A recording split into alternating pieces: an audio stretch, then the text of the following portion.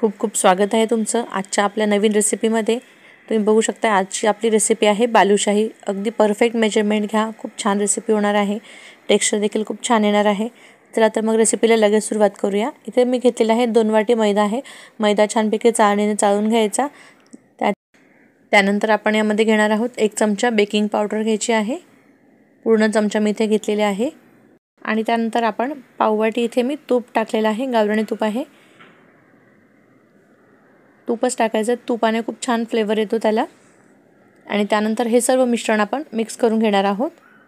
सर्वप्रथम चमच्याने आपण याला छानपैकी मिक्स करून घ्यायचं आहे। आणि त्यानंतर आपण थोडंसं पाणी लावून फक्त याचा गोळा मळून घेणार आहोत। पीठ आपलं भिजणार नाही। आपण जसं कणिक मळतो त्याप्रमाणे कणिक मळायचं नाही आहे। फक्त पीठ हे आपलं एकत्र करून घ्यायचं आहे, जेणेकरून आपण जेव्हा बालुशाही बनवू त्याला हे असं टेक्स्चर येणार आहे। त्यासाठी आपण फक्त कणिक हे भिजून घेणार आहोत। पाण्याचा अगदी थोडासा वापर करायचा आहे, कारण की आपण तूप लावलेलं होतं त्यामध्ये देखील थोडं भिजलं जातं। तुम्ही बघू शकता अगदी थोडं पाण्याचा वापर करून मी हा गोळा भिजून घेतलेला आहे। हे 10 ते 15 मिनिटं हा गोळा आपण रेस्ट करायला ठेवूया। त्यानंतर आपण इथे साखरेचा पाक बनवून घेणार आहोत। इथे मी 1 ते 1.5 वाटी पाणी घेतलेलं आहे आणि त्यामध्ये आपण 1 वाटी साखर इथे टाकून घेणार आहोत। 1 वाटीला देखील मी थोडी कमी घातलेली आहे। आणि पाणी छान उकळलं की त्यामध्ये आपण आपला फूड कलर टाकून घेणार आहोत। येलो फूड कलर टाकलेला आहे। फूड कलर तुम्ही नाही टाकला तरीही चालेल। आणि चव छान येण्यासाठी इथे मी 3 हिरव्या वेलच्या टाकून दिलेल्या आहेत। 10 ते 15 मिनिटांनंतर आपण ह्या गोळ्याच्या बारीक बारीक छोटे छोटे अशा बालुशाही आपण बनवून घेणार आहोत। बालुशाही बनवताना आकार गोल नाही आला तरी चालेल, फक्त त्याला मधून एक होल करायचा आहे।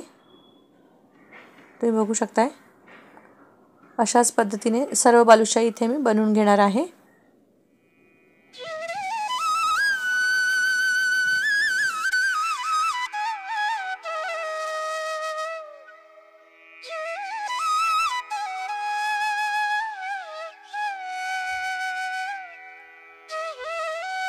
इथे सर्व बालुशाही माझ्या बनवून तयार आहेत।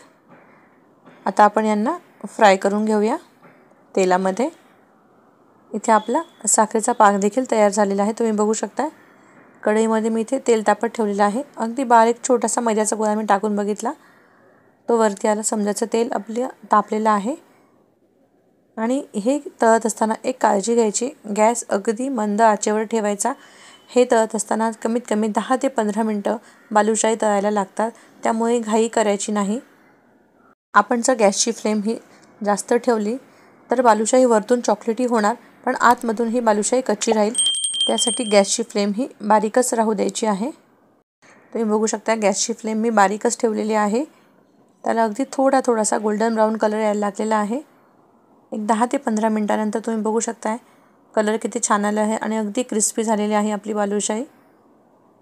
अगदी खुसखुशीत आणि कुरकुरीत झालेली आहे।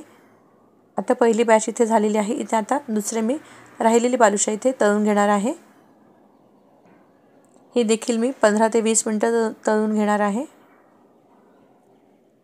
तुम्ही बघू शकता या बालुशाहीचा देखील कलर मी जास्त ब्राउनिश होऊ दिलेला नाही। आता आपल्या सर्व बालुशाही इथे तळून झालेल्या आहेत। आता आपण या बालुशाही या साखरेच्या पाकात आपण एक एक करून टाकून घेणार आहोत। बालुशाही टाकून झाल्यानंतर एक 4 ते 5 मिनिटांनंतर आपण त्यांना टर्न करून घेणार आहोत। म्हणजे साखरेच्या पाकातच एक 5 ते 7 मिनिटं हे राहिल्या की त्या छानपैकी त्यात शोषून घेणार आहेत पूर्ण त्याचा पाक। तुम्ही बघू शकता इथे सर्व बालुशाही मी टर्न करून घेत आहे।